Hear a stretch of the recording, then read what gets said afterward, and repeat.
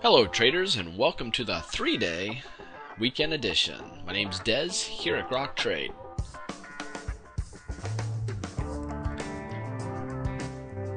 This video is good through Sunday, November 13th, 2011.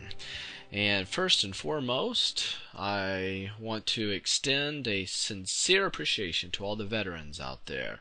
It's a time that we remember all of you, and we thank you for your service to this country.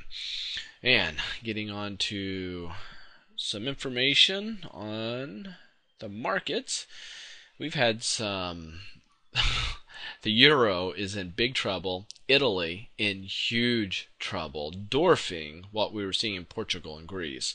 And all eyes are on that. On Wednesday, we received the biggest drop we've seen since the middle of August, with a little bitty pop here on Thursday. So Thursday we received a little pop here, and we have a tweezer bottom which could come to fruition to more upside potential. However, we have the 20-day moving average acting as resistance, the 100-day moving average acting as support. If it does rally north, we have a trend line that we're going to contend with, and also an area at 1263 that could prove to be problematic. And those two lines come together, not to mention the new trend line with these two swings. We have a lower swing high coming down. We have a lot of areas that could act as potential resistance if the markets actually do go higher. If we look at a weekly chart, we've had this really nice run. We had a nice hammer down here. 1, 2, 3 to the upside. I mean, 3 months or 3 weeks. You could even call this one a 4th week. So this last month was just huge. October was a massive month. And now we're starting off a little choppy here in November. We're under some stress heading down. However, for the week, we have a lower high but a higher low. So this bodes well that the bears have not started a down leg yet. So this is consolidation above all major moving averages, finding nice support at our 67 simple moving average. That's on the weekly chart that I love to look at. We busted higher than that. Now we're resting on it quite nicely. Question is, will we find support here, and will we rally? Because I'll tell you, with all the turmoil and all the information that's out there that could throw uncertainty our way and make us quite nervous in the markets to cause a significant sell-off, we're just not seeing it. Not yet. So I'm not saying it can't happen, but it's amazing how well the markets are hanging in there in the headwind that we're getting out of Europe. So if we look here at a monthly chart, the monthly chart is more problematic. The reason being is we broke down with expanded range candlesticks, but we rallied back strong in October. We do have a lower low, but we have a significant higher high. But that resistance point here was this area of support, this trend line coming up. Now so far, we're just getting started here in November. A lot of indecision. We have a stalemate. The problem is we haven't blasted through.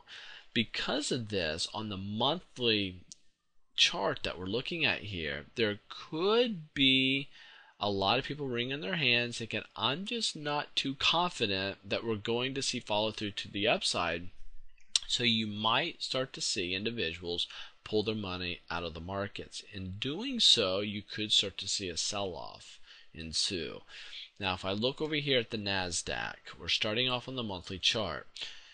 So far, we had a nice little pop, but that trend line acted as perfect resistance. Now we've come right back down. So you have this shooting star type formation. I'm not saying that this is a shooting star because it's not at the top of an up leg.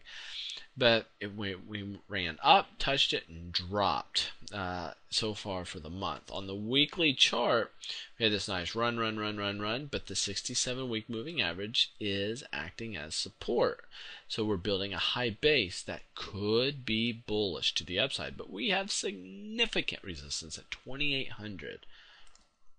On the daily, we're just chopping around, caught up inside these moving averages. We're just caught up in them. There's no decision right here. We're just choppy. So right now the markets are trying to make up their mind on what they're going to do. If we continue to be choppy, that will be bullish. The weekly chart should break out, meaning the daily should break out, and we should have some upside movement on the monthly chart. If we go here to the weekly, we just did that. Let's go over here to the Russell's daily. The small caps are a little, they're not faring quite as well. Caught up in the moving averages here. And if you look down here on the MAC, the oscillator, we are sub-zero on the histogram, so we are dropping. The weekly chart, if you look at this, we are below the 67-week moving average. We're not above it. That's relative weakness.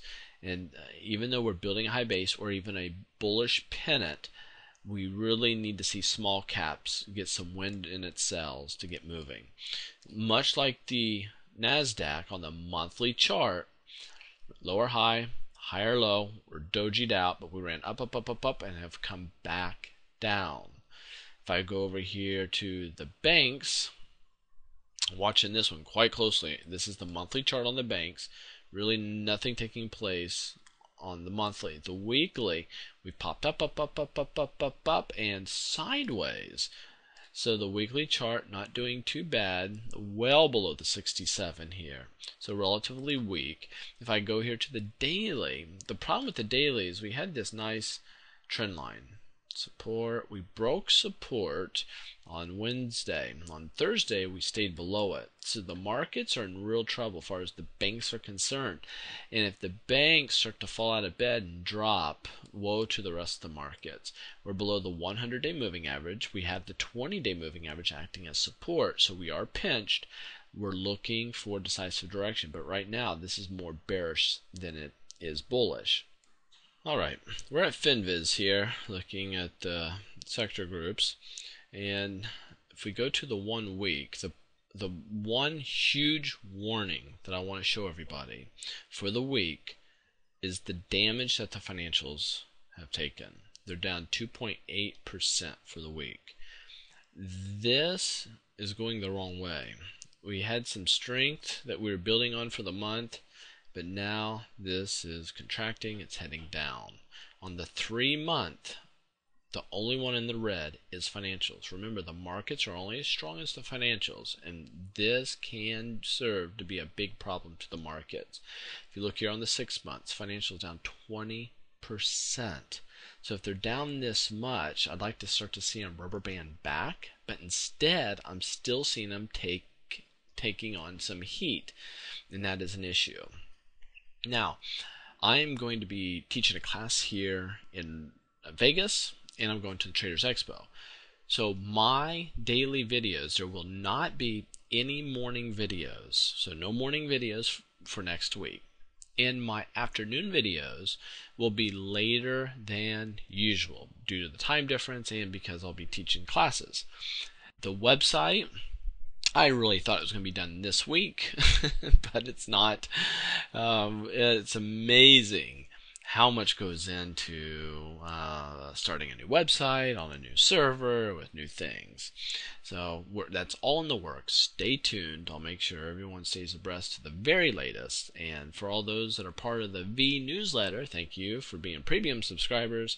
And if you would like to join us, and if you want 2 weeks free of charge, I highly recommend that you go and click on the V newsletter link at the bottom of the page and select your monthly subscription, but in the promo code, in your special code, put in the number 2 weeks. Get 2 weeks free.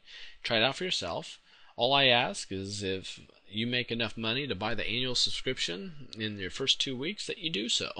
So there you have it. Thank you for being a part. We look forward to giving you the very best of technical analysis. Make sure you share us with a friend, and if you'd be so kind, give me a big thumbs up down there, and subscribe to us on Facebook, and subscribe to us at YouTube. Take care and safe trading.